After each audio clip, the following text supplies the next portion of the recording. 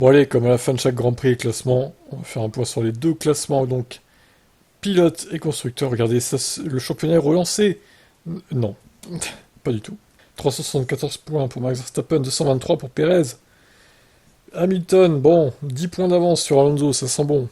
Course catastrophique hein, pour l'Espagnol, et pour Aston Martin d'ailleurs, qui n'avait qu'une voiture en piste, vu que Stroll a déclaré forfait, suite à son clash en qualif.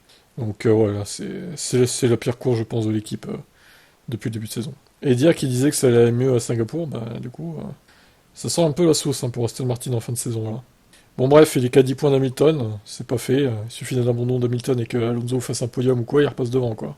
Sainz, 5ème avec 142 points, Charles Leclerc 123, donc il prend l'ascendant, clairement, sur Leclerc. George Russell, voilà, il y avait moyen de gratter des points encore, George là. Là, t'aurais eu plus 15 là. Quelle, quelle erreur, franchement, putain. Bon bah il se fait distancer par les deux Ferrari du coup, hein.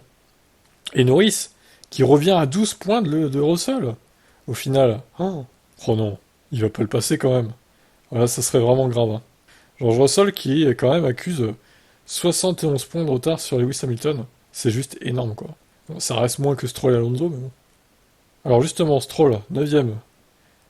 Il a 2 petits points d'avance sur Pierre Gasly. Attention à Oscar Piastri qui revient aussi. 42 points pour l'Australien. Alors Esteban Ocon, il pouvait marquer le gros point là, mais c'est l'abandon. Problème mécanique, malheureusement. Albon, 13ème avec 21 points. Hülkenberg, 9 points. Bottas, 6. Et Joe, 4, tout comme Tsunoda et Magnussen, qui a réussi à gratter un point quand même sur cette course. Incroyable. Et surtout Lawson, qui marque ses premiers points en Grand Prix. 2 points pour le pilote néo-zélandais. Il est plus qu'à un point de Tsunoda alors qu'il a fait moitié moins de courses, voire même plus. Incroyable. Là, Ricardo, il doit pas avoir d'un très bon œil tout ça, hein. Il doit se dire, putain, mais ça se trouve, ils vont même pas me rappeler et ils vont laisser Lawson dans la voiture jusqu'à la fin, quoi, et moi, je vais me faire baiser. Après, bon, il a un contrat avec AlphaTauri, normalement, c'est temporaire pour Lawson, mais bon.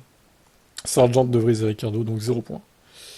Nous allons passer au constructeur. Merde, qu'est-ce que je fais là? Constructeur standings, voilà. On va Red Bull, hein, 600 quasiment. Mercedes 289. Attention à Ferrari qui revient.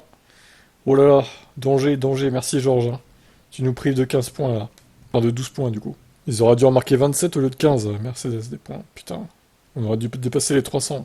Attention, hein, ça va se jouer à la fin, ça se trouve, hein. Si on se fait baiser sur la dernière course à cause de ça, franchement, l'abus quoi. Bon, Aston Martin, eux, ils sont complètement distancés. Ils finiront quatrième, c'est sûr. Je les vois pas remonter sur Mercedes et Ferrari, c'est trop tard, c'est fini. Alors attention à McLaren. Est-ce qu'ils peuvent, en enchaînant les bonnes perfs, au final revenir sur Aston Martin? Ça serait incroyable le retournement de situation que McLaren arrive à revenir sur Aston Martin. Il y a encore du retard, hein. Mais bon, si les deux voitures McLaren à chaque fois font les points et qu'Aston Martin galère à mettre Alonso dans les points à chaque course qui reste, ça peut vite monter, hein.